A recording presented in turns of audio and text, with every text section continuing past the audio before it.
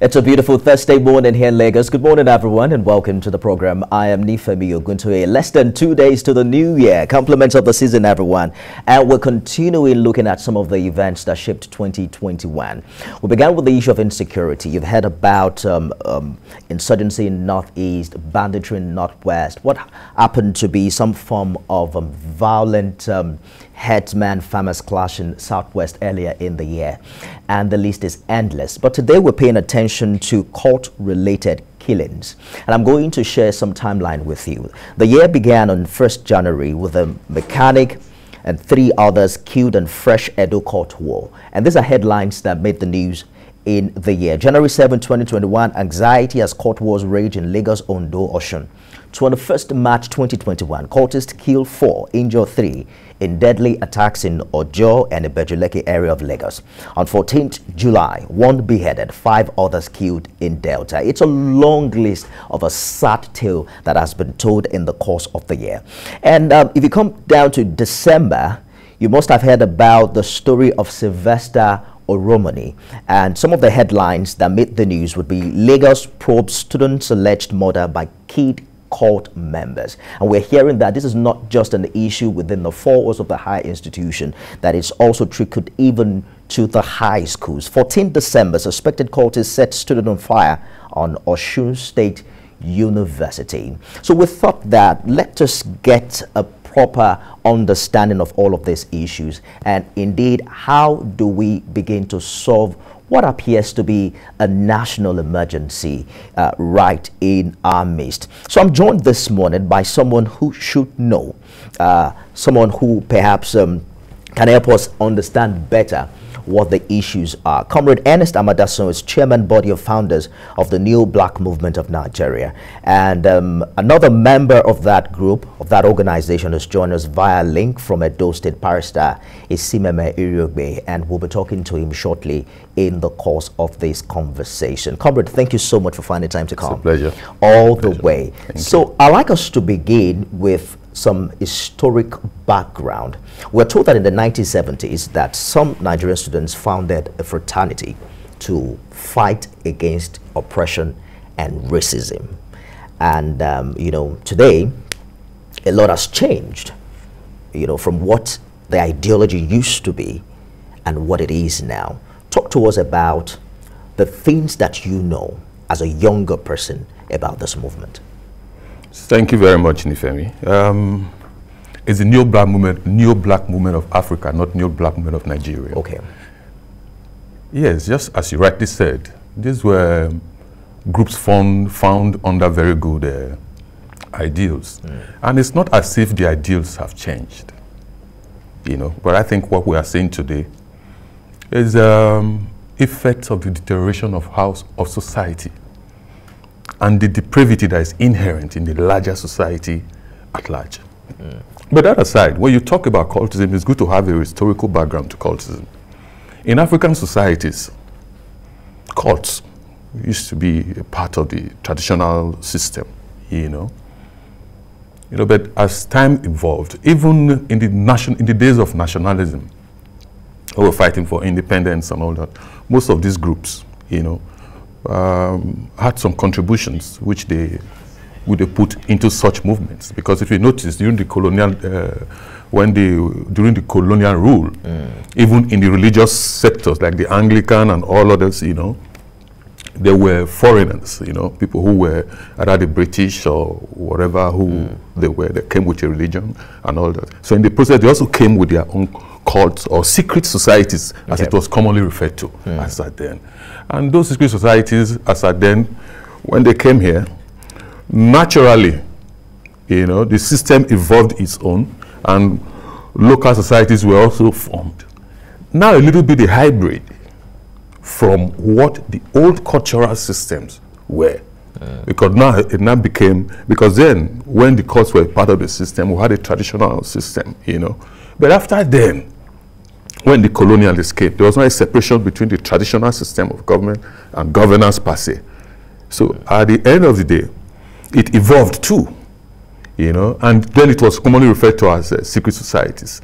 They had noble ideals. Until sometime in the 60s or early 70s, when issues it seeped into the civil service, a lot of things started to happen. Two major groups as at then, even for the creation of Midwest, you know, it became a political thing. But that was the historical background as at then. But what actually brought attention was when the activities became negative, even in the early 70s and late 60s. You know, when you had the Ogbewe, Ogboni, came to an extent, this violence was visible to a very large extent, that a tribunal or judicial commission had to be formed and secret societies were banned in civil service and all that. But even while they were banned, you know, hybrids started to, you know, but concerning higher institutions, there were fraternities per se. A lot of fraternities were formed. But not all of them had the background of fraternities. Some had an ideology behind it, which was different from just having friends coming together. You know, they had an ideology that was talking about black solidarity, you know, with the history behind the black man at that time, what he's caused through history and what he has been through, and even the definition of blackism, as it were. You know, you found out that others too decided to form something which was also a little bit different, although there was brotherhood, but a little bit different from other fraternities, for this became a movement. You know, but with this background, even our youths of today, I do not even think they even understand what the issues are. You know, but most disturbing is the fact that even the definitions are not well put out. Because when you talk, we are talking about cultism now. What is the definition of a cult? The definition of a cult is a society that has something to do with, has some religious connotations and all that, rituals and all. But most of these things we are seeing, are they really cults? But it's a misnomer to refer to them as cults. You know, but it is what society refers to it. But to us, what would you call them? When you look at it, that is, we're talking about criminal activities. You know, these are criminal activities. And when there's a criminal activity, the best thing is to focus on the crime. Is to focus on the crime and try to solve it from that particular angle. But if society cannot define it, it becomes a hydra-headed problem, which it is as of today. You find people who are arrested for armed robbery, the next thing they say they are cultists. They do not even know the meaning of what cultism entails. What cultism is. They are just gangs, rebel gangs, criminal gangs. You know, but the real problem is the problem of sanctions and enforcement. So the first fraternity began as early as the 1950s. They called themselves the Pirates. They chose someone who is now a renowned professor to be their captain at the time.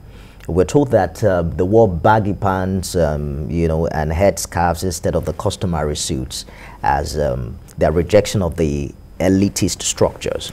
But do you think that founding societies like, you know, the Pirates and, you know, the BMN that you... NBM of Africa? Yes, that you belong to, the NBM of Africa that you belong to. Do you carry a certain, you know, burden of responsibility, seeing how things have now evolved over the years and the atrocities that many now perform under the umbrella of these names? It's not a burden of responsibility per se, but civic responsibility.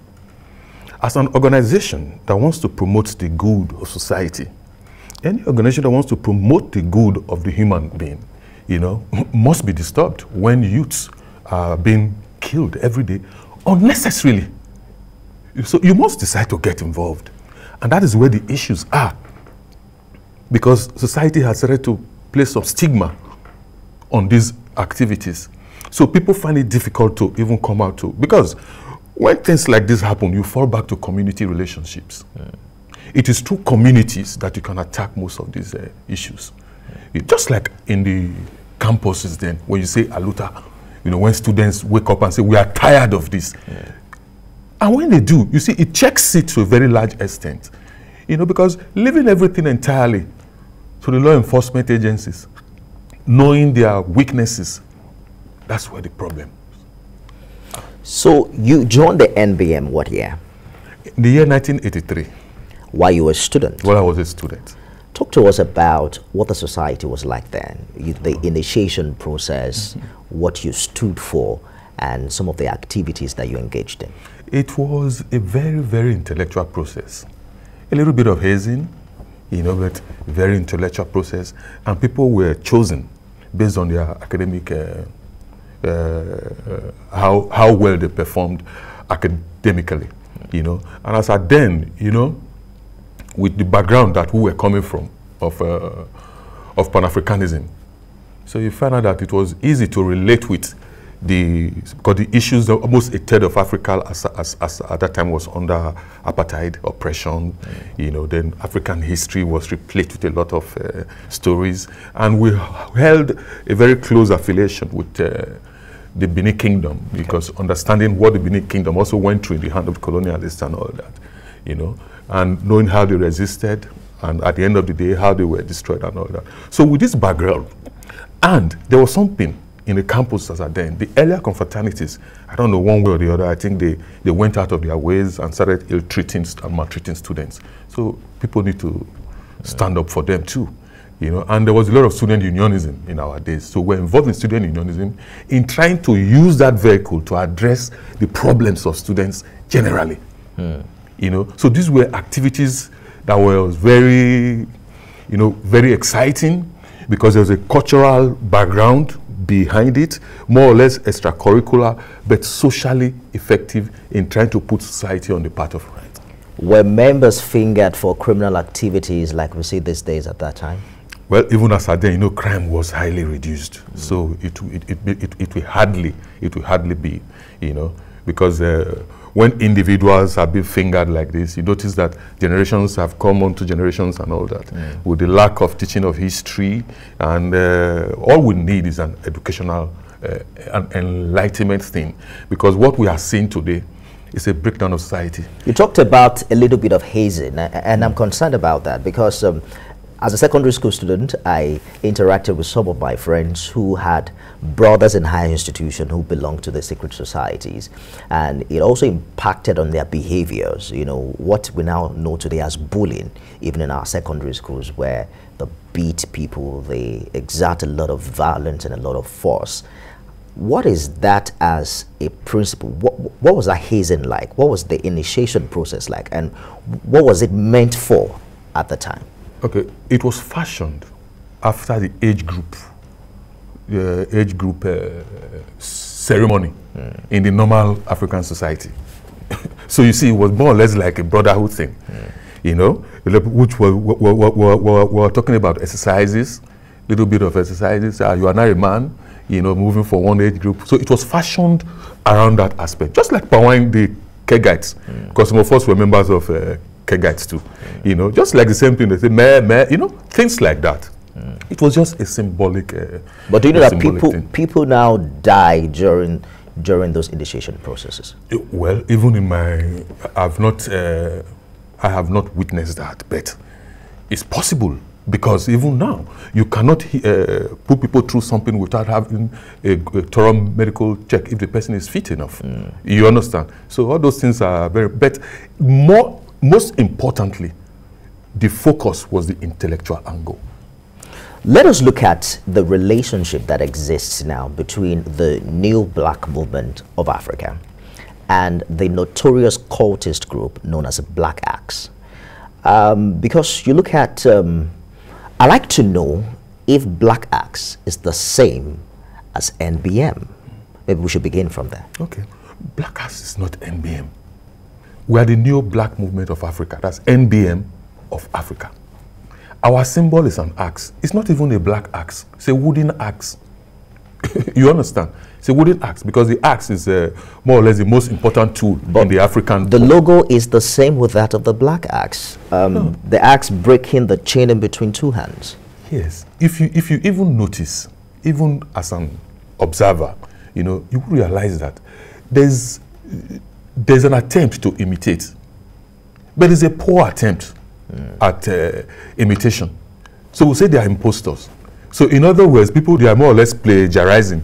But these are people that you cannot, we can't even identify, because they are not a registered group. We are hearing blackers. And that is where I was talking about these issues of narratives, of focusing on the crime. Are you saying that as far back as 1983, the NBM wasn't known, the members were not known as Axemen, and you did not publish a magazine named the Black Axe? Oh, the magazine, the Black, that was a mouthpiece. That was a magazine that was published inside the campus. That is a campus journal. So at some point, the word Black Axe was related to the NBM?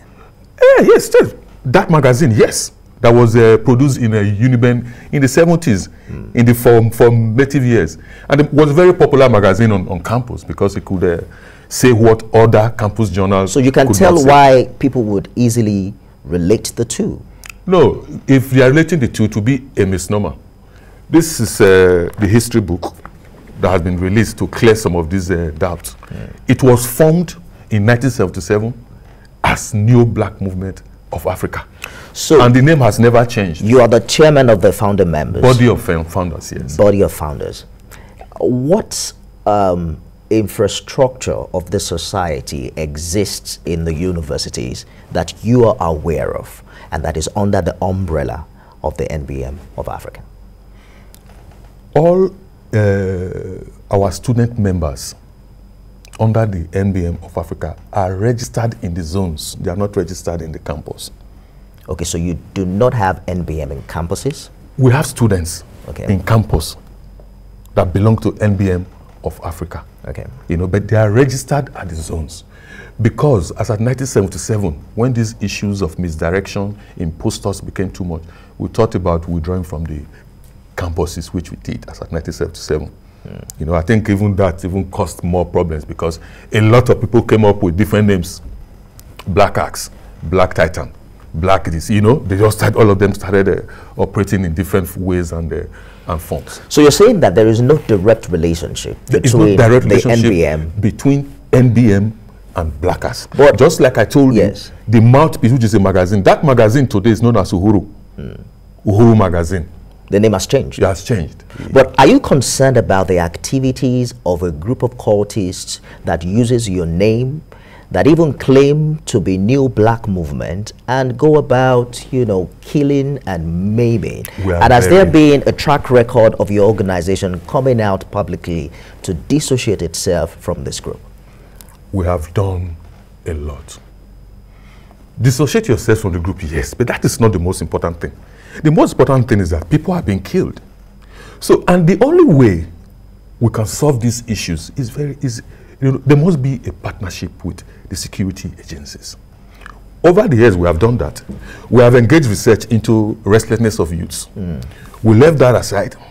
From the recommendations, we went ahead, collaborated, tried to collaborate with the security agencies. You know, we suggested ways that some of these groups, why don't we invite them to come out of the background, you know, so that invite them to come out. Let them list their names and their members. You know, with that, it will be easy for security to work when there's a crime. But we saw a little bit of that. You know, the BBC just recently released a documentary about cultism in Nigeria, and it focused mainly on the Black Axe. And certain people were interviewed. They spoke with a lecturer in Uniben who claimed to have renounced the Black Axe and used the names interchangeably. Another man was interviewed in Benin who has a popular relationship with politicians. He used the name interchangeably, Black Axe, New Black Movement. And the investigative journalist even went ahead to speak with some current members of the cult group. You know, I mean, it was both heartbreaking and, you know, I mean, you can't watch that documentary and not shed a tear at some point. But my question really would be, when you watched that documentary and you saw the name NBM being repeated several times, what was running in your mind? In the first instance, the focus of NBM in that documentary, you can see, is suspicious. Not just so suspicious, it comes with an intent to malign. No, but they said Because that, just a minute, comrade, the documentary began by establishing that there was a research to identify which of these groups was most violent and was responsible for most of the killings. And then the name Black Axe came up, and that's why the focus was on that particular group. We have requested for that data using FOI in the UK. Because if they have had such data since 2012, we find it difficult that nobody has been prosecuted with it. If such data is there and people are confessing to very heinous crime, you know, at least some of those information should be with the security agencies. Just like I told you initially, why I said they set out to malign, why was there focus on NBM? Because we're talking about a crime, and most of the crimes that they were talking about was internet scam, the local Yahoo, internet scam, prostitution, and all that, of which the organization has nothing to do with such crimes, you know. But even at that, concerning those individuals that you're talking about, the other chap, Dr. John Stone, from what I gathered from the BBC I watched, I looked at him as a disturbed person. You know, I saw him as somebody with a psychiatric problem. Have you spoken with him one-on-one? After then, no, I did not need to. He was a member of this organization, but in 2016 he was expelled, and he was expelled too because of some of these activities. He was running a program then in Benin City called Rainbow Coalition, and that Rainbow Coalition was, in fact, the cause of most of the so-called killings that we had. Most of these killings, you see, arise from scaremongering, destruction of information. People send information that is not real. And we have gangs on our streets operating under different names and all that. Difficult to arrest. You know, it's difficult to arrest in the sense that even if you use the security agencies, there must be investigation. Just like they say somebody killed somebody, and you go and say, this is the person that killed the person, and the person is arrested. Your organization wasn't totally blacked out in that documentary. The president of the NBM was interviewed. Okay, he was interviewed. Yes, and there was a part where... Nifemi, excuse me, Nifemi. So that you start understanding some of the things we are talking about. Yes. From what I gathered, it was interviewed for like 2 hours. So if an allegation or an allegory is being made concerning NBM, it was not up to 10 seconds. They gave you not up to 10 seconds in that interview. But here are a few things that I gathered from what he said. So the interviewer came up with the name of the ex-president and tendered evidence linking the former president with some of the dubious criminal activities that we talked about. And one of the lawyers did say that they are anxious to punish him because it is a dent to our reputation. Is that not in a way acknowledging that there might be members in this organization who are culpable in this regard? Culpable in the regard of internet fraud, of violence, of killings and maimings. Of course, every society must have its... What are you doing, particularly when a president, a former president, is now being fingered in that regard? Because the issues are very clear. He was indicted. We invited him. In fact, he was suspended. We invited him. What do you know about this? He stated his own side of the story. So, well, he has been indicted, but he was not arrested. He was not charged. Are you with me? He was not charged. He was just indicted. If he had been tried and convicted, our constitution is very clear on it. But we suspended because of the indictment for him to clear himself with the security agencies. That's the best an organization can do. And we cannot be held vicariously for what individuals do with their personal lives. But the amazing part of this for me is that it's not just a documentary that is making these allegations. The U.S. also recently charged some leaders of New Black Movement of Africa on the issues of internet scam as early as October this year. The U.S. Secret Service said in a statement that an investigation is being conducted alongside with the FBI and has led to some federal charges related to internet scams against 7 leaders in Cape Town, you know, and in other parts of Africa. Particularly when you look at the position of this international organization, categorically naming that the MBM is a criminal organization and a part of the Black Acts. How do you respond to that? Our response is very clear. That's why we say MBM is the fastest growing black organization in the world right now. What's the membership strength? The membership strength is, in fact, all the biometrics will be completed in the next 1 year. I think we're about almost 1.5 to 2 million members worldwide. You understand? And I think some people are scared about, they don't understand what the modus or what the operandi is. But the fact is this: if you see people are involved in internet scams, what is the relationship with the organization? There's no relationship with the organization. I'm not saying that. It is the U.S. Department of Justice that the is saying U.S. Department of Justice, in all, it's still the same thing. How far have they gone with these investigations? Who have they arrested? Those that they have arrested, how have they arrested? The U.S. investigation you're talking about were about 39 people that were arrested. Out of 39 people, they linked 9 members with MBM of Africa.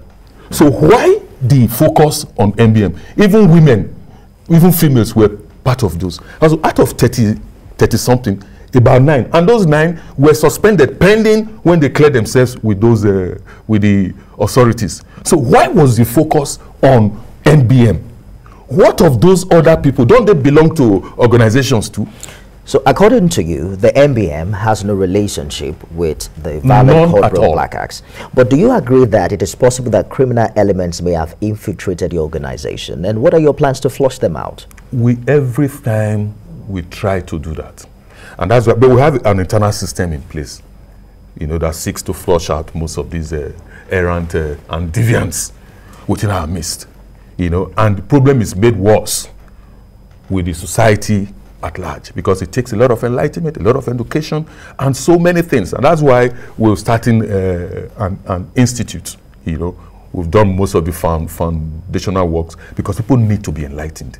Because all the problems that we seek to have is because of how society is. So we must take charge of putting society in the right way. We must revolutionize our politics too, so that the right leaders can come up and the right institutions can be put in place. I saw a report where you threatened to sue the BBC. How far have you gone with that? I think you gave them some 9 days thereabout.